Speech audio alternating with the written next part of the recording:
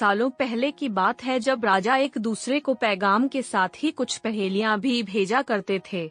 ऐसे ही किसी एक राजा का दूत सर्दियों के मौसम में एक दिन मुगल साम्राज्य के बादशाह अकबर के दरबार में पहुंचा। वह अपने साथ पहेली के रूप में पिंजरे में कैद एक नकली शेर लेकर गया था। राजा ने पहेली के साथ एक पैगाम भी भेजा था। पैगाम में लिखा था कि क्या मुगल राज्य में कोई ऐसा बुद्धिमान है जो पिंजरे और शेर को छुए बिना शेर को बाहर निकाल सके। अब मुगल सम्राट अकबर सोच में पड़ गए कि आखिर शेर और पिंजरे को हाथ लगाए बिना भला शेर को कैसे बाहर निकाला जा सकता है। पहेली के साथ भेजे गए पैगाम में यह भी साफ लिखा था कि पिंजरे से शेर को बाहर निकालने के लिए एक व्यक्ति को एक ही बार मौका मिलेगा। अकबर काफी परेशान हो गए।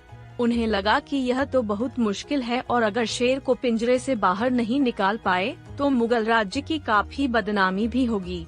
ये सब सोचते सोचते उन्होंने दरबार में मौजूद सभी की तरफ देखते हुए पूछा, है कोई जो इस पहेली को सुलझा सके? लेकिन हर कोई इसी सोच में डूबा था कि आखिर यह संभव कैसे हो सकता। अकबर के पूछने पर जब किसी ने जवाब नहीं दिया तो उन्हें अपने वजीर बीरबल की याद आने लगी, जो सभा में मौजूद नहीं थे। उन्होंने तुरंत दरबान को भेजकर बीरबल को दरबार में हाजिर होने का आदेश भिजवाया, लेकिन अफसोस बीरबल किसी सरकारी काम से राज्य से बाहर गए हुए थे। रात भर अकबर इसी सोच में डूबे रहे कि आखिर पहेली को कैसे सुलझाया जाए। दूसरे दिन फिर दरबार लगा, लेकिन बीरबल की कुर्सी खाली देखकर अकबर उदास हो गए। बादशाह ने एक बार फिर दरबारियों से पूछा, क्या किसी के पास इस शेर को पिंजरे से बाहर निकालने की कोई तरकीब है?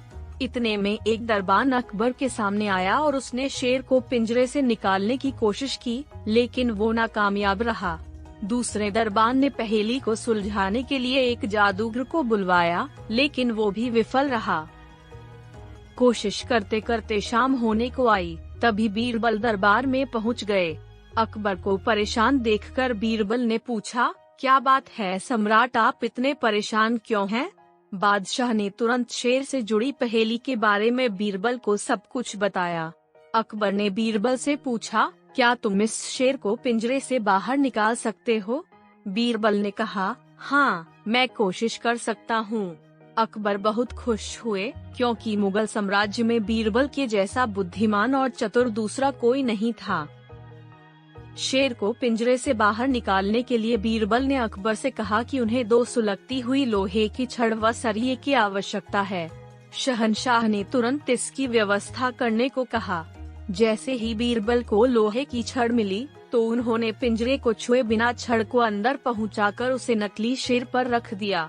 शेर लोहे की गर्म छड़ के स्पर्श में आते ही पिघलने लग गया, क्योंकि वो मोम का शेर था। देखते ही देखते पूरा शेर मोम के रूप में पिंजरे से बाहर निकल गया। बीरबल की इस अक्लमंदी पर अकबर बहुत प्रसन्न हुए। उन्होंने बीरबल से पूछा, अरे, आखिर तुम्हें पता कैसे चला कि यह पिंजरे के अंदर मोम का शेर कैद है? बीरबल ने बड़ी ही नम्रता से जवाब दिया, हजूर, बस शेर को गौर से देखने की जरूरत थी। मैंने जब पहेली के बारे में जानने के बाद उसे गौर से देखा तो लगा कि यह मोम का शेर हो सकता है। साथ ही राजा ने यह भी नहीं बताया था कि शेर को कैसे बाहर निकालना है, तो मैंने उसे पिघलाकर बाहर निकाल दिया। इधर दरबार में बीरबल की जय जयकार होने लगी। उधर पहेली लेकर अकबर के दरबार पहुंचा राजदूत अपने राज्य वापस लौट गया और बीरबल के इस कारनामे के बारे में राजा को बताया। कहा जाता है कि उस दिन के बाद से राजा ने ऐसी पहेली भेजना छोड़ दिया था। मोम का शेर कहानी से सीख। अक्लमंदी से सब कुछ संभव है।